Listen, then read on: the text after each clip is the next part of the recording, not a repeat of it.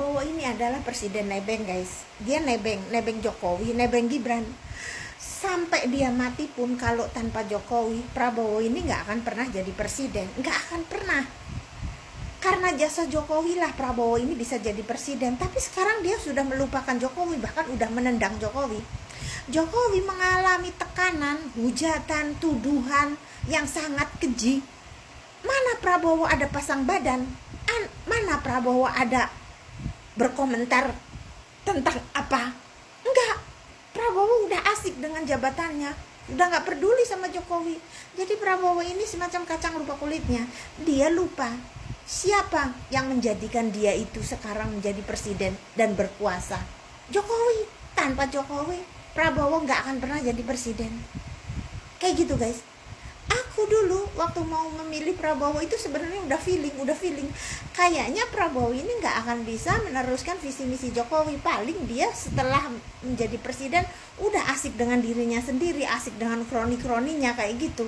Ini udah feeling, ternyata bener kan? Bener, dia sekarang asik dengan dirinya sendiri, suka-suka gue mau bebasin koruptor, gue mau gimana kek.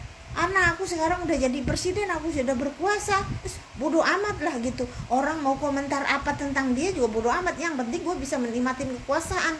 Perusahaan dia yang 20 tahun mandek nggak bisa berjalan, sekarang udah berjalan kembali, udah normal kembali. Karena sekarang dia udah berkuasa, kan bisa suka-suka gitu ya. Namanya orang berkuasa bisa suka-suka gue gitu. Yang namanya duit tinggal nyomot. Apalagi Prabowo itu sekarang mau CS sama koruptor. Ya udahlah, hancur-hancurlah Indonesia di tangan Prabowo. Aku yakin ke depan ini Prabowo kan udah hampir 2 tahun ya, kayaknya 3 tahun lagi juga Indonesia nggak akan ada kemajuan apa-apa. Yang bilang katanya dulu Indonesia bakal menjadi Indonesia emas, halah, emas apa?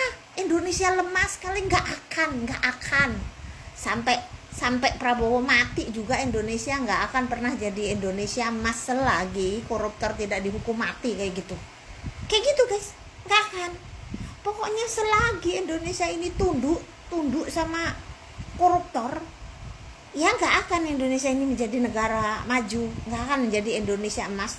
Tai kucing Indonesia emas. Yang ada rakyat dibikin susah sama Prabowo. Sejak Prabowo dilantik jadi presiden, udah motor dirampas-rampasin yang mati pajak, udah tanah yang nggak dikelola selama 2 tahun dirampas jadi milik negara lah, yang tabungan dibekukan lah, ya pokoknya yang gas LPG juga susah lah, kayak kembali di zaman SBY, guys.